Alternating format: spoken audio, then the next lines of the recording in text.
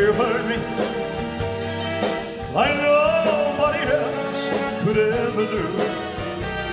I will never hurt you.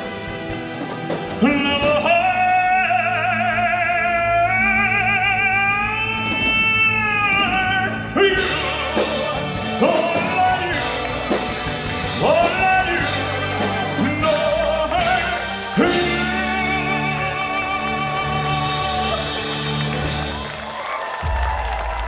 Ladies and gentlemen, this is my interview with Elvis Tribute Artist, Dwight Icenhower. Ladies and gentlemen, I want to welcome to the Dick Buttons interviews on The World According to Dick Buttons, someone that I've been looking forward to speaking with. Me being a big Elvis fan, all you guys know out there that I'm a big Elvis fan. Dwight Icenhower, ladies and gentlemen, one of the, at least in my top 5, Elvis tribute artists out there. Thank you, man. Thanks for having me. Yeah, so I want to start early on. I want to know, take me all the way back.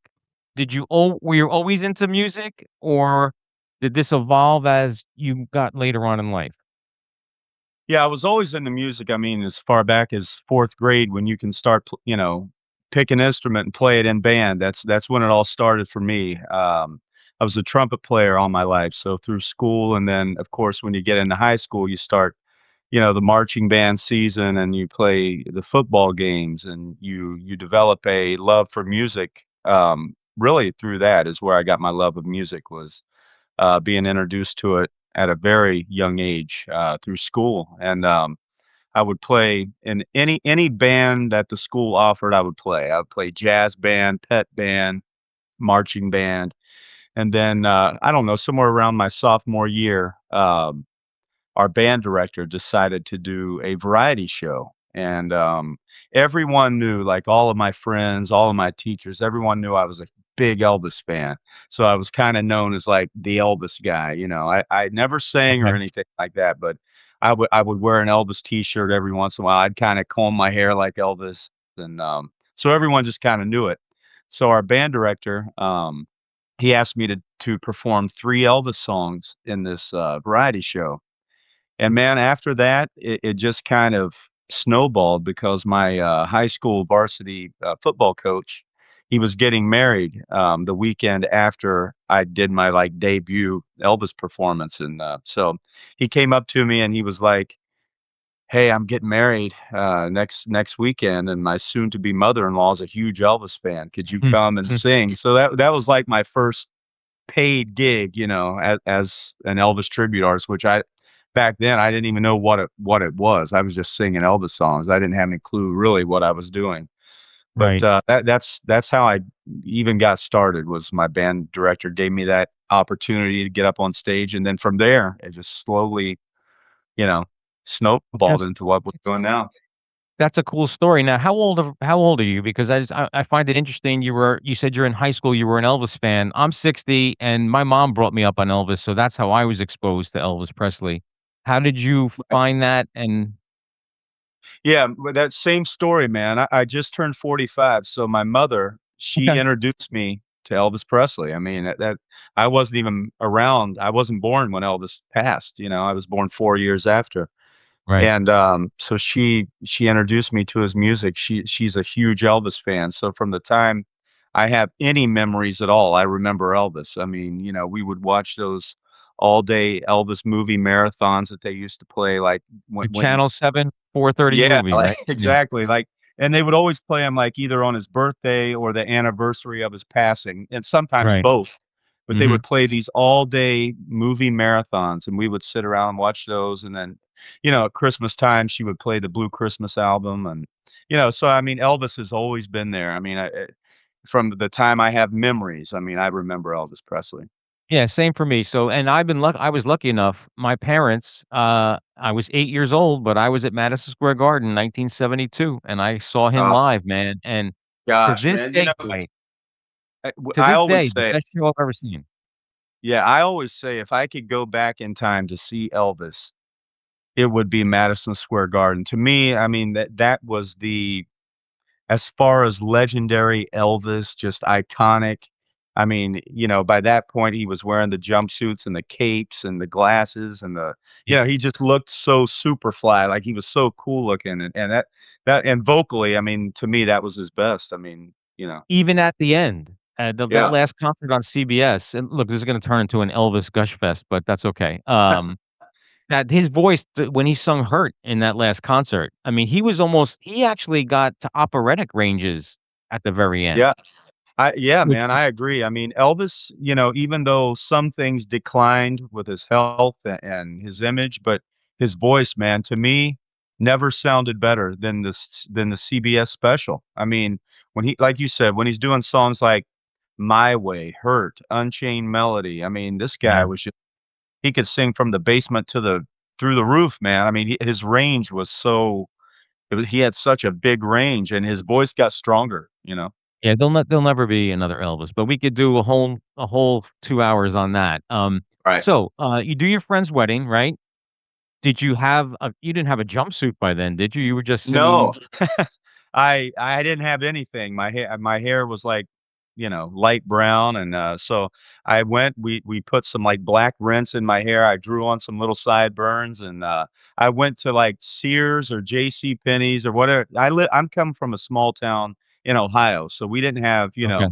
suit stores and, all of that. So I went to our local mall, which was probably about an hour away, and we bought this, we couldn't find anything flashy in the men's department, so everything was like basic black suit, tuxedo, whatever, and, Right. so I saw these bright pink, these bright yellow jackets in the ladies section.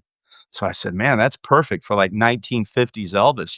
Yeah. So went over there and I found something that fit. We cut the shoulder pads out of it, and I bought a black dress shirt and popped the collar, and, that was my first, like, Elvis outfit, was this thing we put together for this variety show. And, and you learn through the years of just, how to, you know, that was before the days of, like, the professional Elvis costume companies that I get all my Oh, stuff yeah. from today. So I was blind, man. I had no clue what I was doing, but, it was trial and error. Now how long after that so, friend's wedding, the talent show, how long after that did it become a serious thing where you said, "Hey, I could make a living doing this," or maybe it wasn't at first it wasn't a living, maybe I can make some extra bucks doing this. Right. It happened really quick. I mean, it's like after that part of the, wedding that I did, then somebody else came up and, called me a week later and was like, "I run the Relay for Life cancer benefit, and we would like you to come sing at that." And then at the end of that, someone, brought me in for something else. So it really, I mean, in the grand scheme of things, kinda happened pretty quick. So I was doing gigs from my sophomore year of high school until I Wow. graduated, in gigs, on the weekends. We would travel when I wasn't with the marching band doing competitions. I mean, I was a huge band geek, man. I was like, music was all I thought about 24/7. And I actually wanted to be a high school band director. That's what I went to school Okay. for. And then the Elvis thing just started. I started getting so busy with this Elvis thing, and I saw that I could make a career out of this. And that's, eventually what happened is Well, I and let's focused. be honest, you can make a career out of it because 'cause you're good at it, right? Like, being an Elvis fan, I'm sure you look at some Elvis impersonators or tribute artists that I watch on YouTube, and you say to yourself, "What the fuck are they thinking?" I mean, it's like, there's, like, 0 effort, 0 attention to detail, Right. and again, I'm gonna call myself out because we met because I saw one of your reels, and I called you out on the jumpsuit, right? But you had a method behind it, and I apologize for that because now it makes total sense. Right. But initially, my first glance was, "Wait a minute, what?" It almost looked like a Kiss outfit. It looked like an Ace Frehley thing that you were wearing, You hit that and right on the head, man. That's exactly what I was going for. Yeah. right, and then when you told me what you were doing, I thought it was genius because what if Elvis was still alive? He would have to change his outfits, what songs, and if you do you remember a guy called Doug Church?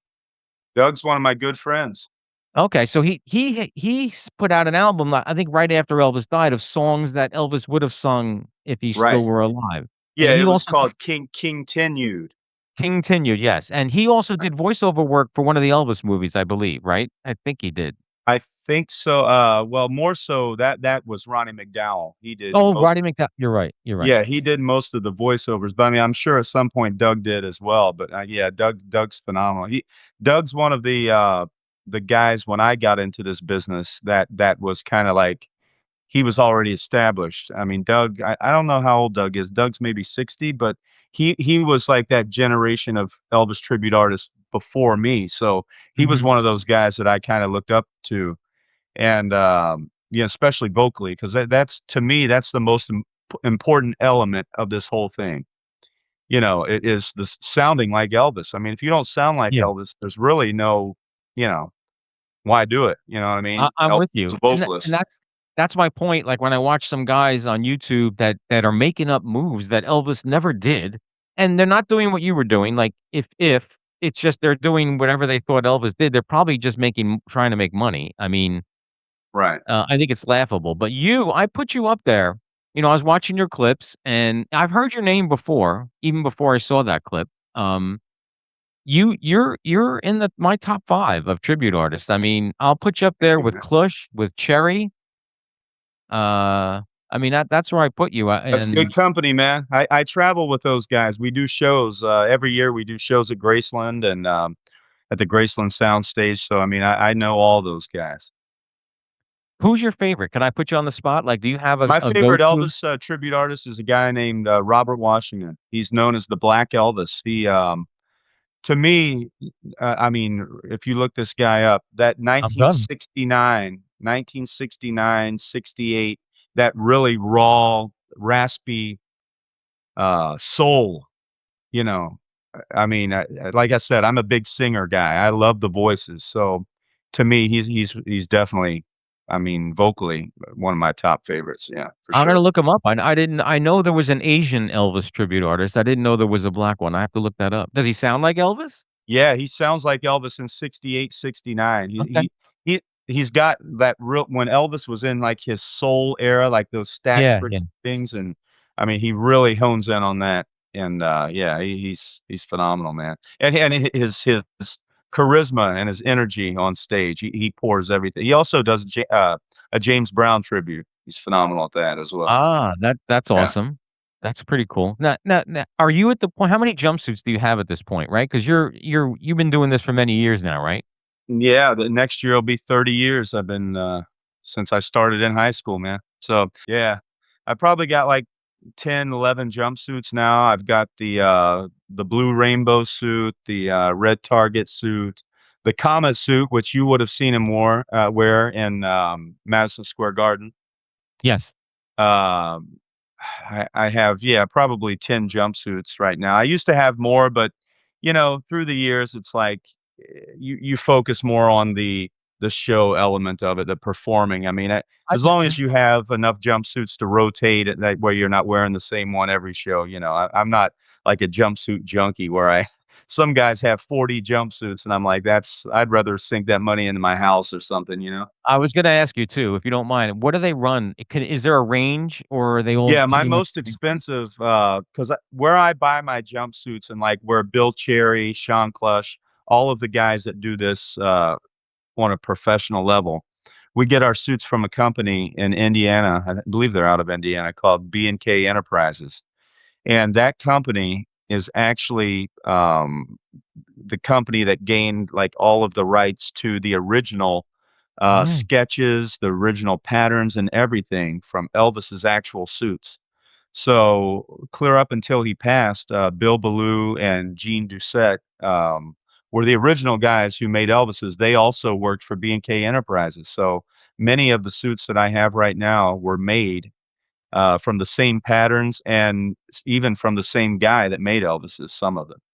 Sounding is important, but also, again, I called you out on what I thought was not an Elvis jumpsuit, but you had an answer for me, which was valid. So if you don't have the look either, I think that's a problem. And I'm going to give you props too, because how long does it take you to transform? Because it It used to take a really long time because I was very, I didn't know what I was doing basically. I mean, I would try, everything's trial and error when you're first figuring this stuff out because let's face it, nobody naturally looks like Elvis. I mean, that was a guy that came along once in a lifetime.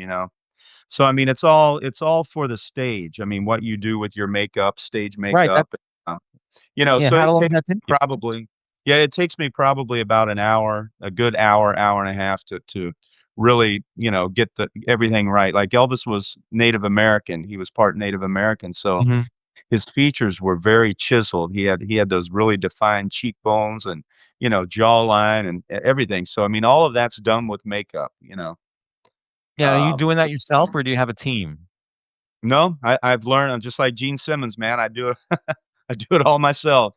I sit there at the mirror and I do things and the wigs that I wear, when I do the Elvis shows are range anywhere from $1,200 clear up to $3,000, for the wigs Wow. that And that so they here don't look Halloween.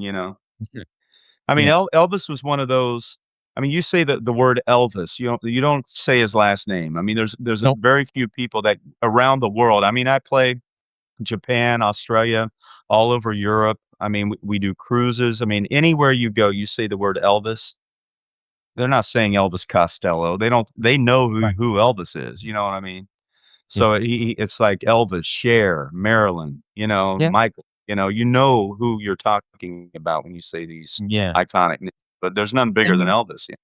and you mentioned all those places, that's a good topic, how sad was it that Colonel Tom Parker kept him out of all those places? Could you Uh, imagine, like, yeah, he would have been yeah. bigger than he actually was. I don't know how that's possible, but I mean, Right, but you're right. I mean, think about all of the millions of fans worldwide. I mean, Japan, every time I play Japan, it blows my mind because Japan, out of all of Asia, is the least English speaking. Mhm, China, they speak a little, but Japan is basically hardly anyone speaks any English there. So when I play there, I have a translator that talks for me in between the songs. But there are some fans that learned to speak enough English only because they wanted to know what Elvis was singing about, like the right. emotion he was putting into it. They wanted to know what it was about. And I mean that's love. I mean that's love for an artist when you Oh, don't even yeah. speak the language. You know what I mean? It just yeah. I mean, Colonel Parker, it's a double-edged sword with Colonel Parker. I mean, It obviously, is in the because end yeah, in the end, I mean, he destroyed Elvis, but he was good for Elvis in the beginning, and so it's kinda like it's a touchy subject, but, I mean, overall, I mean, Elvis could've it's unlimited what Elvis probably could have done had he got rid of the Colonel midway through. and I think part of that is acting also. I mean, he was Right. listen, the first couple movies were great, and then he got Colonel Tom Parker got him into those stupid contracts where he was singing to dogs and kicking sand around. I think he could have been a great actor. Yeah, absolutely. I mean, like you said, we saw it in Jailhouse Rock, King Creole. I mean, King No, King Creole to me Creole. was a standout. That was his standout role. I mean, if it would have stopped there, you know what I mean? And not that there Mhm. wasn't fun moments in the movies like Blue Hawaii or whatever, but Yeah, like, there were. but when you go getting into movies like Clam Bake and Double Trouble and, it's like Mhm. they just keep getting worse, but, yeah, that was the Colonel, man. He saw the money roll every movie. It didn't matter what like you said, if Elvis was singing to a dog or an elephant or Right. whatever, I mean, that movie was going to be $1 million it was gonna make millions, so Colonel saw that, and he put him through hell, really, I mean, with those I 30 mean, what, 31 movies? 31, and from a business perspective, I mean, you really can't blame him, I guess, Right, but, he Elvis got rich from that as well, I think, right. I mean, yeah, so you're right, double-edged sword, and I think the straw that broke the camel's back was Star Is Born because he was offered that role. I tour with, many of the people that worked with Elvis. I mean, his musicians, his friends, people that knew him, lived with him. I mean, lived at Graceland. And one common story that most of them always tell is that they believe had Elvis got A Star Is Born, it would have lit a spark under him again, lit a flame under him, and got him on track. and they think that he would have, cleaned himself up I and agree. he would have been dedicated to that because he truly loved to act. But it's like after those first 3 or 4 movies, it didn't matter what they were offering, Colonel took it Right. because the money was coming in. And and I think artistically, I mean, it definitely put a halt to Elvis's impact on music. I mean, Elvis's Yeah. most influential time frame was Sun Records through 56. That small window, 1954 to 56, was where Elvis became the king of rock and roll. That's what sealed the deal in rock and roll history. Because if you look at it, everything after is cliche Elvis. What not as what Elvis fans consider cliche Elvis, but Right. everybody else. They go, "Oh, yeah, the goofy movies, the white jumpsuits, he was heavy," and that Yeah. whole thing happened. They talk about Elvis and, look at Eddie Murphy, Eddie Murphy Raw or Eddie Murphy Delirious. What's he Can't talk do it. about? He said, "Elvis was bad." He said, "He was bad in the early days, like, he was a rebel," and then he goes to talk about the white jumpsuit and all that stuff. But, that's when Elvis was the king of rock and roll, but everything after that is when Yeah. you get, the cheesy stuff to the people that don't know Elvis. Right. I You can I get can really. find magic in all of it, I can Oh, find yeah. magic throughout the whole spectrum. But, yeah, I mean, had Elvis stayed with the rock and roll and the rockabilly, and I truly believe had Elvis made it to the '80s, I mean, he would have become a whole new, like, Oh, I the agree. king again. I mean, think about the rockabilly revival, guys like Stray Cats and, Mhm. in the '80s when all of that came back, I think Elvis would have got back to his roots. I wanna go back to you. Do you tour with the same band all the time? Because I interviewed one other Elvis tribute artist, Logan Ramey. I don't know if you ever heard of Yeah, him. Logan, I know Logan, yeah. He is, competing in August, in Graceland for the Ultimate Elvis Con. So he says sometimes when he goes, he meets the band for the very first time when he shows up at the venue. Do you have a Right. dedicated. Yeah, my own bands. I'm based out of Florida, so I have my Florida band, the Blue Suede Band. In Ohio, where I'm originally from, I have a band called the Promised Land Band. And Okay. then, the other major band that I work with here in the United States is the band that's sanctioned by Elvis Presley Enterprises. They're called, the EAS Band. They're out of Chicago. So I work with several different bands, but the first 2 that I told you are my bands that I've rehearsed and put Okay. together So you have a myself. rapport with them because I think, like, what Logan said to me, it's very difficult sometimes to vibe with people you just met for a show. So. Right, yeah, and I've had that before, where a venue will hire me and they'll say, "Hey, we have a band," and I'll show up and it's Uncle Mike's bar band who can rock a hell of a free bird, but they don't know how to play, It's Now or Right. Never. Yeah, So it's not.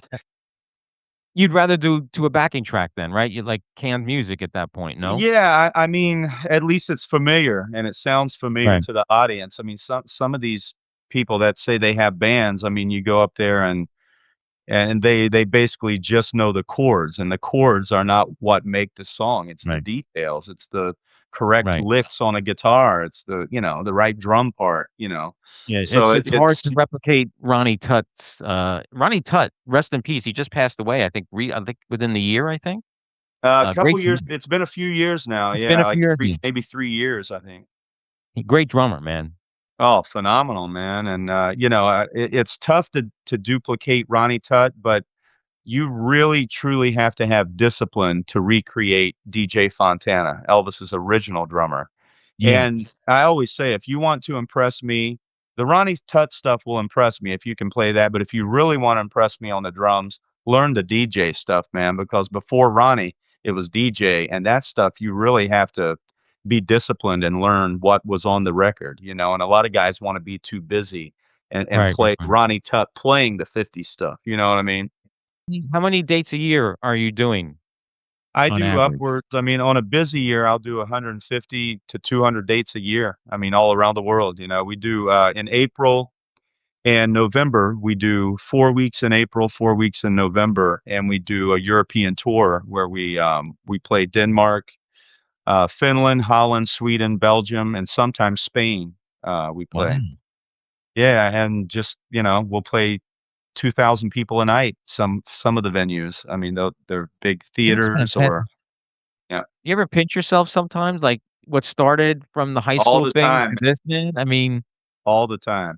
I mean, it started with me just basically being an Elvis fan. I had 0 clue that I could do this. Like I said, I wanted to be a high school band director. I wanted to teach right. music to kids, and I did, not even a full semester of that, and then the Elvis thing started taking off so quick. I mean, I was doing big things. I was doing like, you know, um, big showrooms and casinos or state fairs, and I'm like, man, Mhm. if I'm gonna really give this a go, I got to do it while I'm young, and really Right. push and try to build something, and that's and then it just kind of doing bigger and bigger gigs and tours and Now how often do you do the What If Elvis Was Alive show? Is that always in your We've set only or done one so far. We did the debut performance of it at the, on the same stage where Elvis played over 700 concerts in Las Vegas at the old Hilton. okay. And, yeah, so we've only done one so far, and it went over so great. We got a video of it. We got, an audio recording of it, and, Oh, we're act yeah. The lights are on, but you're not home. Your mind is not your own. Your heart sweats. Come on, baby. Your body shakes. Another kiss is what it takes. You can't believe. You can't believe. There's no doubt. You're in deep. Your throat is tight. You can't recording of it. breathe. And, we're actually doing our second performance of Elvis, the '88 comeback, coming up in July of this year. So that'll be the Oh, second that's time awesome. we've done. Where's that gonna be? It's gonna be July 30th through August 2nd in Verona, New York at the Turning Oh, Stone Resort. I'm coming. Yeah, man, that would be great. I We could do I'm like in a Jersey, live man. a That's live interview from maybe the stage or something. That'd be cool. yeah, that'd be awesome. Yeah, I'm in Jersey, man. That's an easy ride for me. I'd Oh, love to come great, see that. yeah. I also saw and forgive me if I didn't do my homework, I also saw in an ad, there was an Elton John that's not you also, is it? Yeah, You were I do. oh, Actually, day after tomorrow, I fly to Michigan to do The King Meets the Queen is the name of the show. that's what I saw. Yeah, yeah. So you're doing Yeah. both parts? I do both parts, yeah. I'm actually and people know this about me, I'm a huge Elton John fan. I've seen Elton John 116 times in concert. Wow. So I've been doing Elton John tribute shows, I don't know, maybe for about the past 10, 15 years. Not nearly as busy with that as the Elvis stuff, but I love any chance I get to do it. Now what made you how long were you into the Elvis stuff when you said, "Hey, let me try the Elton one?" Well, I started loving Elton John's music in high school because one of the shows that we did in marching band was the music of Elton John and Billy Joel. So Mhm. I fell in love with that music. Elton John and Billy Joel, I'm a huge fan. But, yeah, the Elton stuff didn't come along till I had been doing Elvis probably 10 years before I ever did an Elton show. And that the Elton thing just started as a fluke, really. I mean, I was singing karaoke, and Yeah. my go-to karaoke songs back then, I never sang Elvis at karaoke because I did it on stage all the time. So, I Right, would only right. sing Billy Joel songs, Elton John, that era of music, and, a guy he was a local promoter at in, Omaha, Nebraska. We were in Omaha, and, I was singing Elton John. He was like, "Hey, man," he's like, "I'll put you in the show doing Elton John." I was like, "I don't know. I don't even play piano?" Right. So, I went out and I bought this goofy looking outfit with a big top hat and glasses, and there's video out there somewhere on YouTube, I'm sure, but, yeah, that's kinda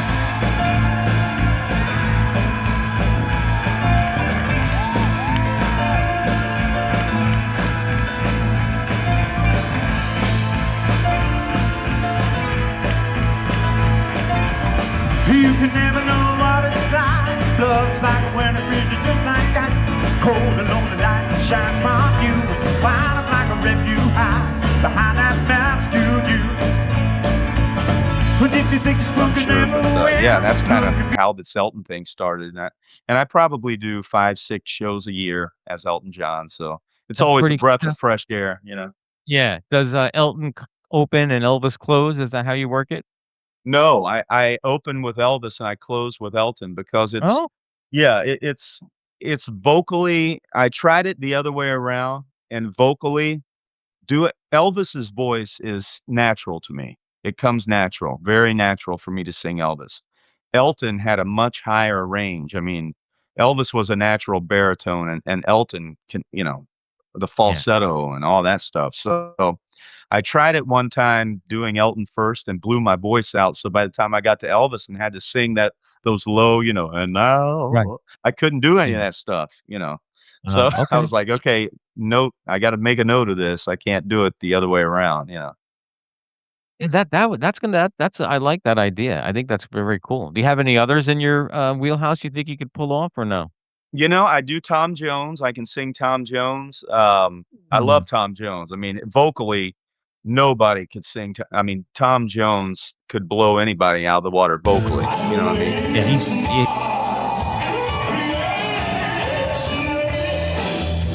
Vocally. You know what I mean? yeah, he's the one of the best, man. Yeah, man. So I mean, I just love to sing, man.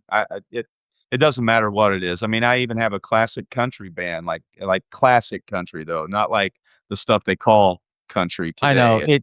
yeah, Yeah. it's pop music with a banjo is what I like to say, basically, Exactly, man. I mean, yeah, you don't it's I can't tell if I'm on a pop station or country what's supposed to be country now, but yeah, I mean, but we play like Merle Haggard, George Jones, Waylon Jennings, Johnny Cash, I mean, the old stuff. We wear the matching suits, with the okay. rhinestones and like that, so And that's cool. It keeps you with something different, so you're not doing the same thing all the time. I think that's good that you do that. right, yeah, well, it just keeps me as I always think of myself just as an entertainer. I mean, of course, Elvis I do mostly Elvis, but I just love to entertain people. I love to go out and be on stage and sing. So it Right. really doesn't matter what I'm singing. So the '88 comeback, I just curious, did you ever toy with him doing a Kiss song? Yeah, I I came up with honestly, I probably had 200 songs that I was weeding out. I'm like, "We have to do this, we have to do this." But, what's cool about this show is it's ever changing. I can take Right. out songs, but our first set list that we did at the Hilton, I mean, we did songs by Meatloaf, I and saw that's that clip. probably the clip you saw, It if is, I yeah. yeah. Yep. We did some Hall and Oates. I mean, we opened the whole show with, Robert Palmer, "Addicted to Love" Oh, in that's an cool. Elvis in an Elvis arrangement. So, I mean, it's I definitely wanna get some Journey in there. Iconic people of the '80s. Right, yeah. I mean, Kiss had some iconic '80s hits. You could, Yeah, my wife is and me, I've actually became a Kiss fan. But, like, my wife is a huge Kiss fan, and she actually you remember a few months actually a few years back when the A&E, channel did the Kisstory? yeah, yeah. It was called Kisstory, The History of Mhm. Kiss. It was like Yeah. a 3-day thing, but she won. They asked, people around the world to submit their best makeup, Kiss makeup, Get and my out, wife, yeah. she's not a makeup artist, but she's an artist, and she came up with this, if Kiss was a girl band. So she did Oh, all of this makeup, but with a female flair to it, and she won out of, I think, 200,000 entries, she won the grand wow. prize. Yeah, so you'll have to check that out if you go online, on Instagram. Her Instagram is, Sugar Kaboom, and Okay, it has and all I'll of her throw Kiss photos on there. if it's okay, I'll throw some pictures up while Yeah, we're talking absolutely. about it. Okay, Yeah, yeah. I'll That's send a you cool some, yeah, yeah. that's awesome. So let me now that you mentioned you were married, I have a whole 'nother set of questions. I'm assuming she's all on board with everything that you do, right? I mean Yeah, man, she's so supportive and, 'cau like I mentioned, she's an artist herself. She majored in, mixed media, art, and, she just loves it, man. We get to travel together. She doesn't do the long tours with me, but she loves it. I mean, and the fans, have all got to know her now, and so she's even, they at sometimes I think they look more forward to seeing her than me, which I love. I would hate it if it were the other way around, but Yeah. um, she's just so great with it, and everyone loves her. Now, there's another question. So you do the tours and you see like I watch some of these fans at these tribute artists and I get it. They're going crazy, taking the scarf with the sweat. It's not Elvis. I get. Do you think is it a double-edged sword? Not a double. Is it two things? One, they're just having a good time and embracing what's going on, or do you think like these people are just I don't know delusional that they think it might be? I don't know. You know, eh, And there's again, I don't definitely. want you to say anything bad about your fans. No, no, no, no. But it's both, honestly. I mean, it honestly is both because I would say 80% of the people that come to these shows are just they're coming to have a good time, to remember Elvis, and they get lost in that. They'll get lost That's in it, okay. and it's all part of the fun. It's all part of the fun of it. Elvis gave out the scarves, and it's just all part of the experience of it. So I think people just like let their mind go free, and they're just in the moment. But then Okay. there are some people who, and not a lot. I honestly have not myself speaking. I haven't witnessed people getting out of hand or crazy. I mean, there is a couple times when I've had to distance myself from a certain person, or even, in one instance, which we're kind of still dealing with now, an actual stalker, like legit Oh, stalker, that we've had to ban from shows. But that doesn't happen that often. For the most part, the people are just wanting to remember Elvis, and you right. can't see Elvis in the flesh anymore. So this is the next best thing to them, you know. Yeah. Are are there is in the Elvis tribute artist community, is there a camaraderie or is there a happy competition or is there some resentment between certain artists? Like, I don't know. I always like because there's so many of them out there. Right. You Is it know, one big happy family or not? it's I guess with, different guys, it's a different story, but me speaking, um, I always welcome anybody who does Elvis that does it respectfully, and, I mean, I can be friends with anybody and get along with anybody that does Elvis as long as that is the main goal. Doing Right. Elvis in a good light, not making fun of Elvis. Because I mean, there was so many years of, "Thank you very much, man," Yeah. Yeah. that Yeah. kind of thing, and the wigs out to here, and, so, I mean, but for the most part, I mean, I would say it's transitioned into, because I mean, when we're backstage, me, Bill Cherry, guys like Dean Z, all these guys are my really good friends, and we've kind of, for the most part, got into this kind of at the same time. I mean, Bill's been doing Elvis, for a long, long time, Sean, but me and Dean are around the same age. But like there was a period of time when there were a certain group of guys that were always in competition with each other. I mean, Mhm. they would if they were in the same room with each other, they would be on this side of the dressing room and the other would be on that side. But now it's kind of like a brotherhood, really, of the top guys. You know what I mean? Mhm. We all have come to realize that there's plenty of room in this business for everybody. Not Yeah. one guy does something particularly better. It's not one guy's better than the other. We all have our own brand of Elvis. Right. Right. Some guys focus more on being that authentic recreation of Elvis to where then there's guys like me that's like, I've always thought outside of the box. I don't wanna be a carbon copy of Elvis because that's never gonna happen. Right. You Right. know what I mean? So I've learned to adapt my show to where you get a good dose of Elvis, but you also get to know Dwight as just an entertainer. This is my tribute to Elvis. I'm not Elvis. I don't when I'm up there, I don't go, "Hey, man, I recorded this song." Right. Right. Right. I don't I'm Dwight doing a tribute to Elvis, so Right. I it's Yeah, couple other names I'm gonna throw out at you that were standouts for me. Ben Portsmouth, I'm also a fan of. yeah, I know Ben. Yeah, very well. that thing he did on Letterman before Letterman went off the air during Mhm. Elvis Week. I love that Letterman used to do Elvis Week. That was fantastic. Do you remember a guy named Trent Carlini? Yeah, I was friends with Trent, and, Trent back in the He's day, man. Yeah. and he had surgery, correct? To look like Elvis? Wasn't he the one that did that? You know, I don't know if Kurt did or if, Trent did.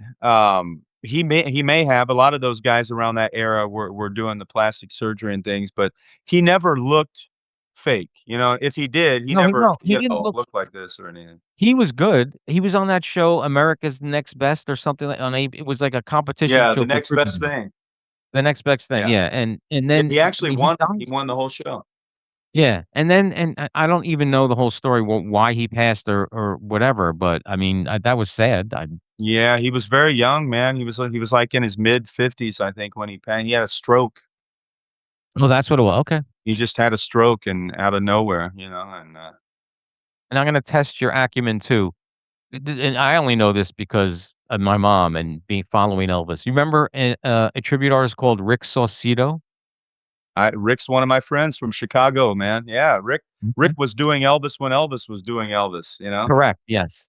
Rick's actually one of the guys vocally, that was a very good singer. I mean, you talk about the good singers of the ETA world back then, Doug Church, Rick Saucedo, a guy named I'm sorry, Jimmy Ellis. Oh, yeah, yeah, yeah.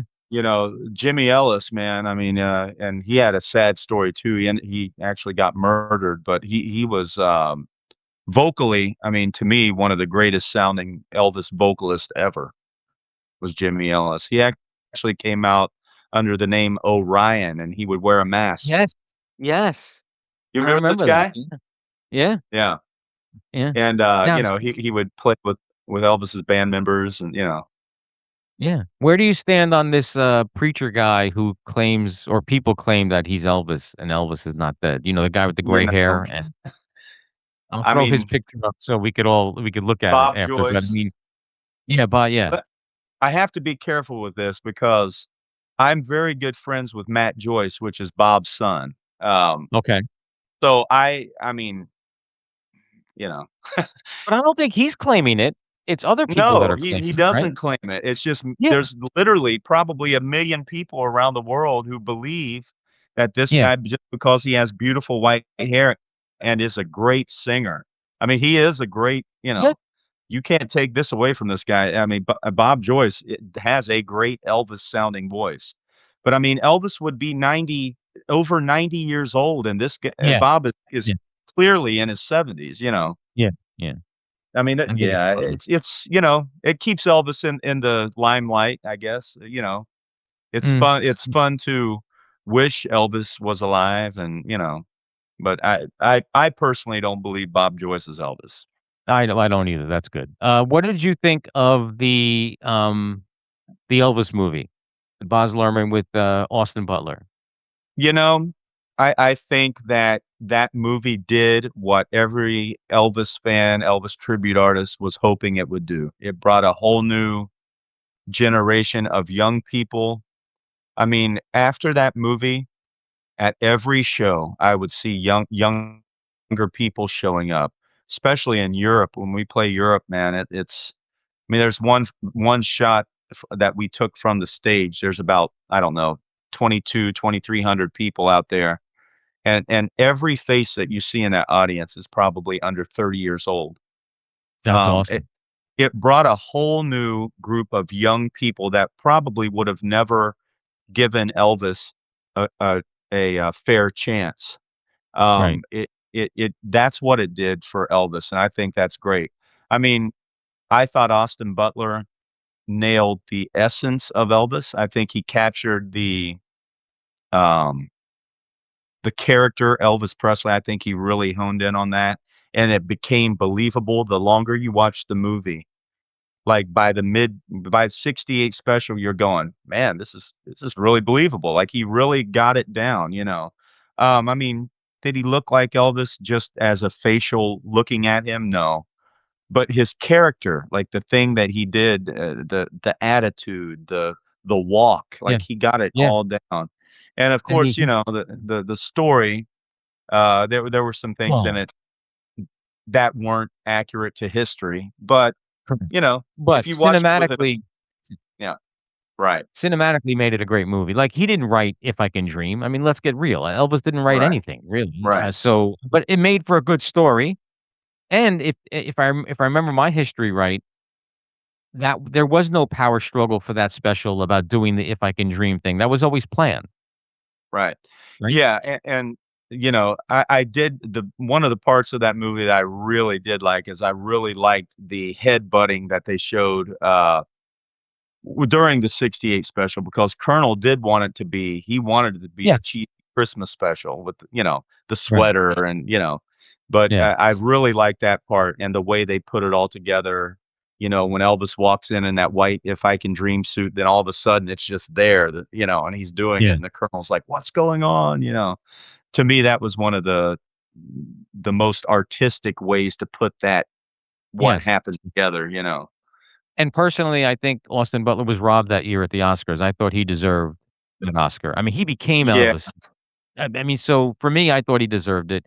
And then the other Baz Luhrmann, the Epic Elvis that came out earlier this year, I thought that was fantastic. There was stuff it blew I'm my an mind. Elvis fan. Man. Yeah, I There we was stuff went to I've the never cinema seen. yeah, we went to the cinema probably 6, 7 times and watched it.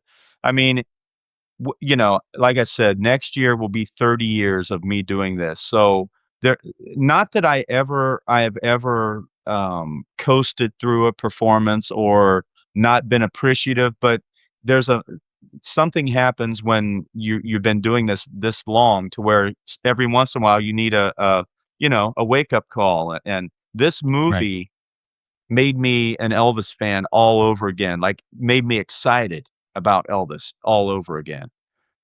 It made me feel like the first time I ever saw Elvis when I was 5 years old, like, that kind of feeling, you know? Mhm. So I And thought it was brilliant, man. I really loved how it. difficult it was to put that movie together. Because if I understood it correctly, they found a box of, like, 8 millimeter stuff, and then they had to sync the audio that they had up with those films because the films were silent, correct?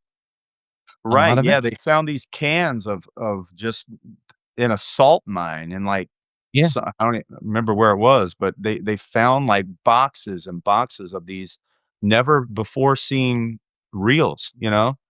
And, yeah, they had to I can't even imagine how they had to clean this stuff up, but you watch this, and it's the clearest footage of Elvis you've ever seen in your life. I mean, Yeah. I when I saw it on IMAX, I was just like, "Man, you could see, like, the little piece of lint on his eyelash," you know? I mean, it blew my mind, and the way they put the music with it, it just it Yeah. was perfect. I'm Yeah. sure I'm sure AI was helpful with all of that, I believe. I You mean know, Baz Luhrmann swears that there was no AI in it. He said that's the really? whole yeah, he said that there were absolutely 0 AI in this movie. They did overdubs, musically, like, they did a few things to clean up the music, like, they had bass players go in and play along with it just to Okay. enhance it, but as far as AI, he said there was that's why they were so proud of that movie because it was not done with any help, with AI. Huh, that's interesting. That's a good segue. Where do you stand on AI in music today? Because I always ask everybody that because it's out there and it's in the news and everything. Do you have Yeah, an I issue with mean, people using it?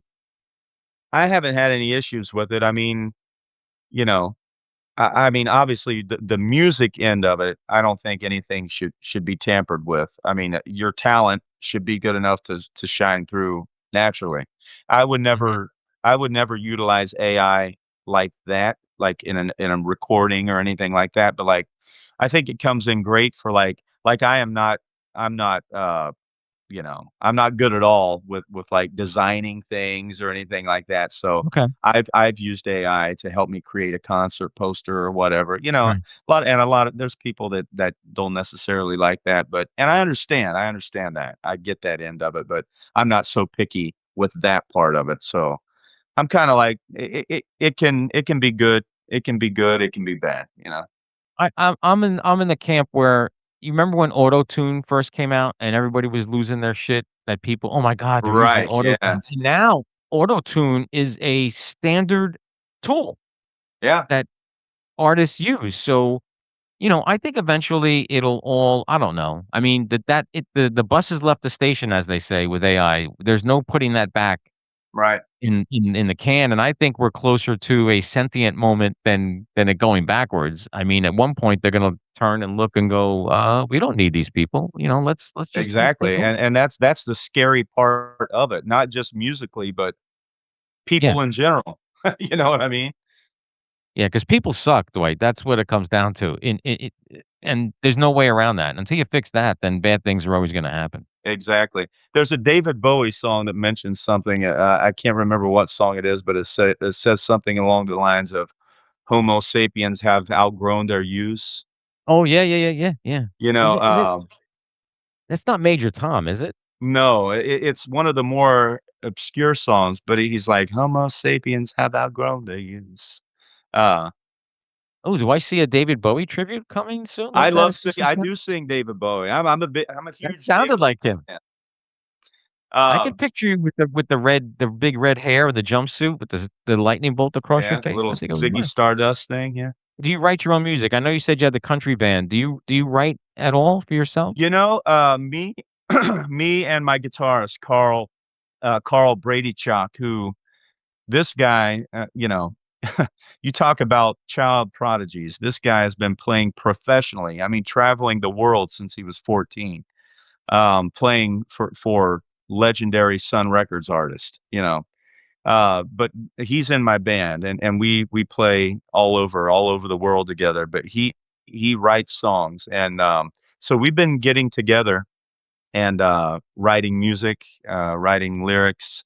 So who knows? We might come up with something, some originals, to Oh, put that'd be out. awesome. Yeah, we actually That have, a couple originals that Carl wrote that we do in our country band. So okay. we're kinda going in that direction with it, with a classic country, vibe to it, but new songs, you know? That's cool. Alright, so I would say that you've really reached the heights of everything you wanted to do as an Elvis tribute artist. I mean, you're doing you break it up with the country, you break it up with the Elton John thing. By the way, King Meets the Queen is a fantastic whoever came up with that, was that you? Yeah. Yeah, that's fantastic. Where do you see yourself in 5 to 10 years? Do you think you have another 5 to 10 years in you to do this? I mean, you're young enough, but, Yeah, I mean, here's the thing, the Elvis thing, honestly, I mean, with the new fans that are growing every year, and this epic Elvis movie that just came out did the same exact thing that the original Elvis movie by Baz Luhrmann did. mhm, New people come to the theater to see this, So I see the Elvis thing, last Elvis's legacy will never die. In a million years, people will be going, you know, like Elvis was the dinosaurs, you know? You know what I mean? right, Like right, right. Elvis, the Beatles, Bowie, all these people. But, I can see myself doing this. I mean, obviously not putting on the jumpsuit when I'm 55, 60 years old, but, like, I can see myself entertaining. I mean, I think I'll always be an entertainer. I mean, and the good thing about the European shows is that, it's not a full on, uh Elvis thing. Like, there's a segment where I do a jumpsuit set, but, like, the first half clear through the second, most of the second half is just Dwight Icenhower, the entertainer, singing a great mix of Elvis songs. So, I mean, I always see myself singing, performing Elvis music, tribute to Elvis music, but I would like to get more into, like, promoting and, putting on my own events, hiring out people, um and we're kind of toying with that right now. For the past several years, we've done the Dwight Eisenhower VIP weekend. It's like a Dwight Mhm. Eisenhower fan retreat here in my hometown where I produce shows all weekend long. We do fan events during the daytime. So that's always a lot of fun. But yeah, I think I would kind of get more into performing, like booking people, booking concerts. And because I Yeah, definitely know that of it as well. that's awesome, man. I wanna appreciate you for taking the time to sit with me. But listen, I want you to shoot me your wife's info after we're done so I could get the pictures up, and I'm coming to Verona, so Absolutely, man. Yeah, let's stay in touch, and I'll hook you up with some tickets, and yeah, That'd be great. We Awesome. can do a Awesome. backstage interview. Yeah, that'd be great. We do a live remote. Hey, Dwight, thanks again. I am a fan of what you do. Thank Thank you. you for keeping the memory of Elvis alive, and you do it well. Again, you're my number 3. I'm gonna Thank you, man. I'm gonna rate you. Even though I'm staring at you, I'm going Cherry Clush Eisenhower. That's great company, man. You know? I'm gonna leave you with this. If I always had a dream, if I was gonna be a member of the Memphis Mafia, and I'm gonna ask you this question before we go, I would want to be Hamburger James. That would be who I would want to be. Hamburger, that's a name you never hear, Hamburger James, man. Well, that was his job. He would got Elvis hamburgers. I mean, Yeah. so who would you wanna be in the Memphis Mafia? I don't know, man. Probably Charlie Hodge. Yeah, that would be Charlie my was just second. like Charlie was looked at as like the clown of the group, but like Charlie had a lot of jobs that he did. I mean, a lot of people don't know that Charlie put the set list together for Elvis. I mean, Charlie was responsible for a lot of stuff. Good And, singer, good. I think Charlie was a true friend to Elvis. I think if Elvis had more friends like Charlie, Yeah, maybe he would still be here, you know? yeah. Alright, again, thank you for keeping the memory of Elvis alive. You do a fantastic job. I'll throw up all the links for people to see your stuff, and, we'll keep in touch, and I'll see you in Verona. Thank you so much, man. I really enjoyed it. Thanks, Dwight. Ladies and gentlemen, Dwight Icenhower has left the building.